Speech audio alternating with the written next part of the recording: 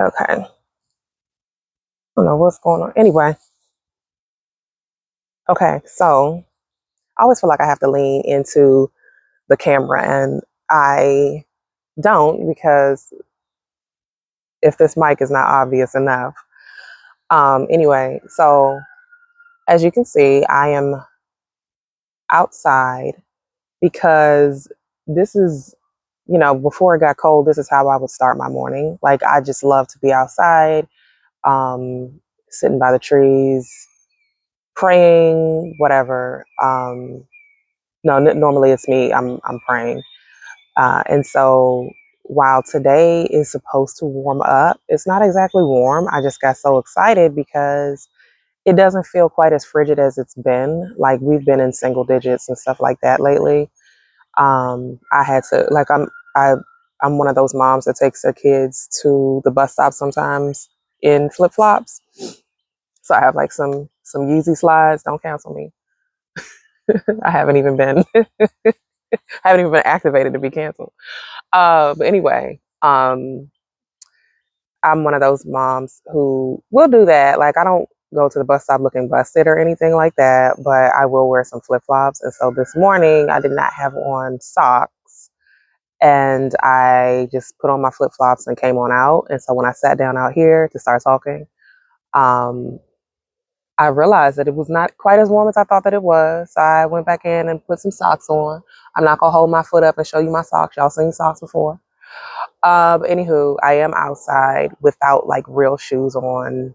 I have on my hoodie and a t-shirt, and you know what I mean? Like, that's the extent of the warmth that I have right now. I should probably pick like a sunny spot, but I love the trees. So I could move to the backyard because right now I'm in the front.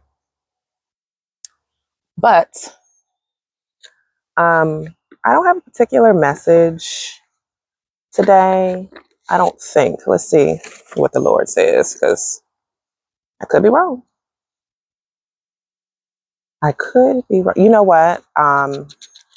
I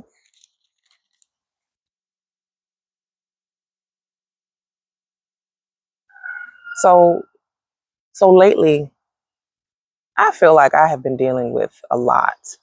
Um the insurance company that I had for the last 3 years decided that they were not going to renew my insurance policy because they said that I needed to get a full roof replacement. I don't have any leaks inside of the house or anything like that. One of my gutters is damaged on the back of the house. I will say that, but um, yeah, I don't see where my shingles are lifting. I had roofers come out and actually like get up on the roof. And I mean, it's literally their job to sell you a new roof. And they were like, yeah, you don't need like a full roof replacement, but like we could like fix this spot right here. And so, anywho, I switched insurance companies. Um, and then when they came out and did a visual inspection, they felt as though I needed to have my roof replaced as well, and that they would drop me if I did not. So, I don't know the games that are being played out here, but honey, like I said, I don't have a leak anywhere. There's no like missing shingles. There's no even like, how like people will like repair the roof in patches or whatever, and it'll be like different colors. Not any of that. And that's been very, very stressful for me because a full roof replacement is about for my house, you could see almost 20K to get it replaced, if there's no like storm damage. If I can't claim, because obviously they're not going to let me claim it, right? Because they're like, we're going to drop you if you don't replace it.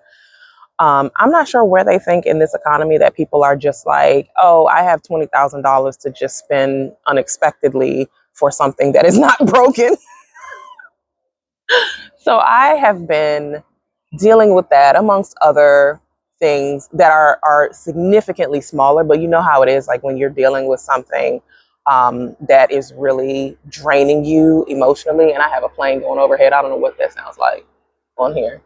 And a dump truck is out on the main road going by. Yeah. But see, it's the little things like that, like that's just irritating, and you're already, um, or it seems like it's bigger than what it is, so it becomes irritating if you're already dealing with something, you're already battling something that like people are not necessarily aware of. Um, and so it just feels overwhelming when truly it's not. The kind of terror that I felt when my first insurance company, I mean, I actually shed tears when my first insurance company that I had been with was like, oh, we're not going to renew you. Um, it was, it was, it was, it was bad. You know what I mean? Like I really, cause I've never had that happen before. And so this time around, it was upsetting, but not quite as much as it was the first time. It still tells me that no matter what, I have to get my roof replaced. That's the only thing that they cited as the reason why they weren't going to continue my policy. Um, and so again, it's just something I'm dealing with. So anyway, so I was in Psalms, and just like most, I don't want to call myself a baby Christian, but you know, my walk is much, my faith is much stronger than it was before, right? Like my faith is at a completely different level than it was even 5 years ago, right? So um, I'm actually reading the word on a daily basis, and it's not something that I'm forcing myself to do. It's something that I want to do. So anyway, I'm just going to read from Psalm 88. I feel like I'm talking too much because I know people have short attention spans. We had 6 minutes. Anywho, Psalm 88 kind of resonated with me the other day. And so it starts off, Lord, you are the God who saves me. And I cannot remember the name, you know, because, you know, God has many names. And the Lord who saves me, that's one of his names. I do know that. And for some reason, I can't remember it. I got to work on that. Lord, you are the God who saves me. Day and night, I cry out to you. May my prayer come before you. Turn your ear to my cry. I am overwhelmed with troubles, and my life draws near to death. I am counted among those who go down to the pit. I am like one without strength. I am set apart with the dead, like the slain who lie in the grave, whom you remember no more, who are cut off from your care. You have put me in the lowest pit, in the darkest depths. Your wrath lies heavily over me. You have overwhelmed me with all your waves. You have taken from me my closest friends and have made me repulsive to them. I am confined and cannot escape. My eyes are dim with grief. I call to you, Lord, every day. I spread out my hands to you. Do you show your wonders to the dead? Do their spirits rise up and praise you? Is your love declared in the grave, your faithfulness in destruction? Are your wonders known in the place of darkness, or your righteous deeds in the land of oblivion? But I cry to you for help, Lord. In the morning, my prayer comes before you. Why, Lord, do you reject me and hide your face from me? From my youth, I have suffered and been close to death. I have borne your terrors and am in despair. Your wrath has swept over me. Your terrors have destroyed me. All day long, they surround me like a flood. They have completely engulfed me. You have taken from me friend and neighbor. Darkness is my closest friend. So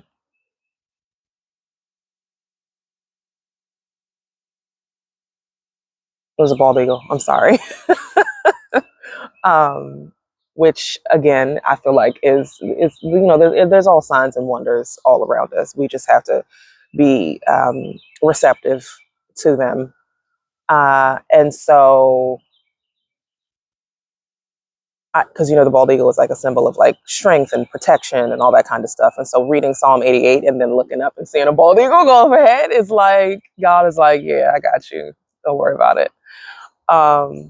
And so that was beautiful. Matter of fact. I wish the camera caught it. So anywho, um, Like I was saying, in my troubled moments, the Psalm 88 was something that just popped up because, like I've said in my last video, that I don't really like. I kind of just trifle around in the Bible, and then whatever jumps out at me, jumps out at me. I'll read whatever the Lord presents to me.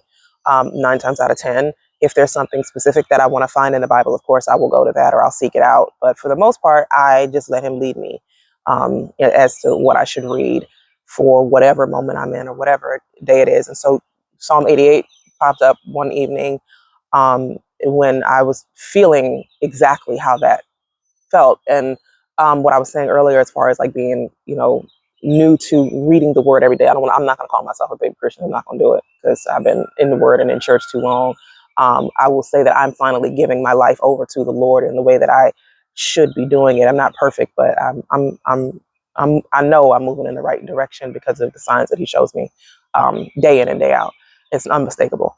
And so, even with these insurance folks, I still see the Lord is the light on the path.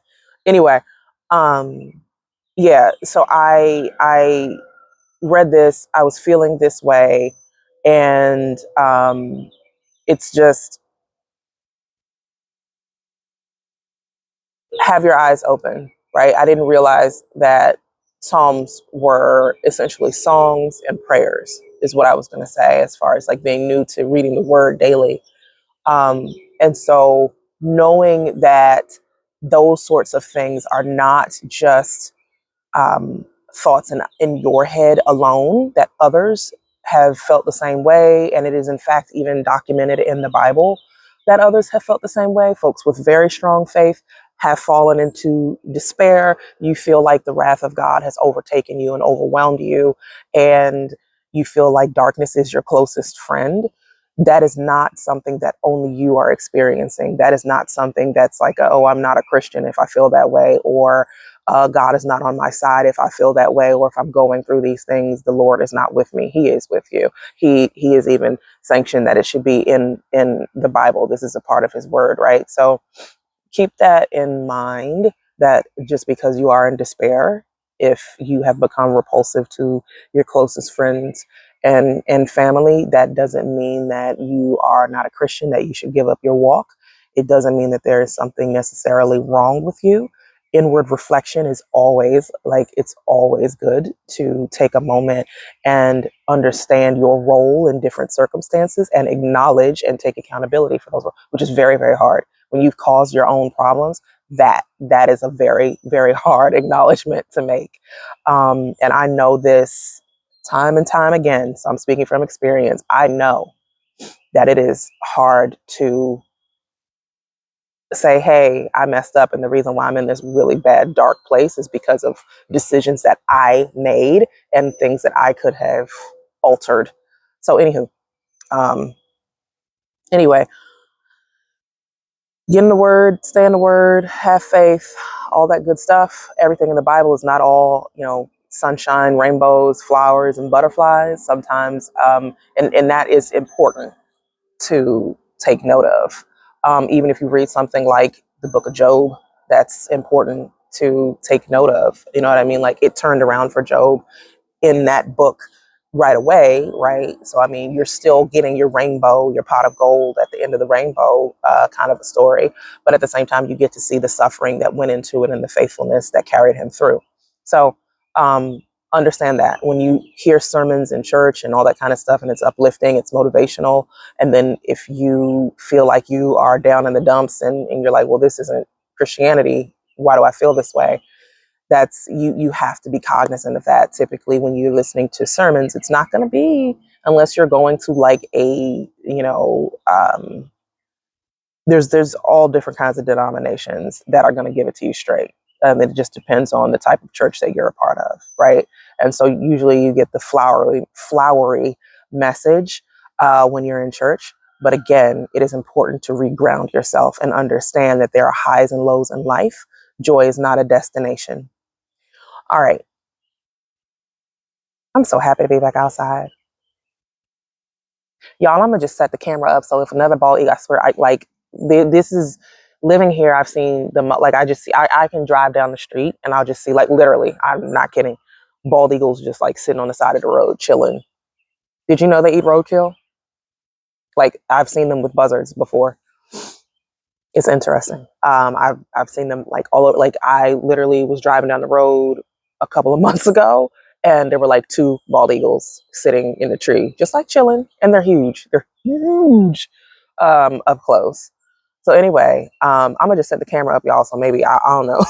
I gotta get a camera that I can just sit out here and like just record the sky. I'm not gonna get anything.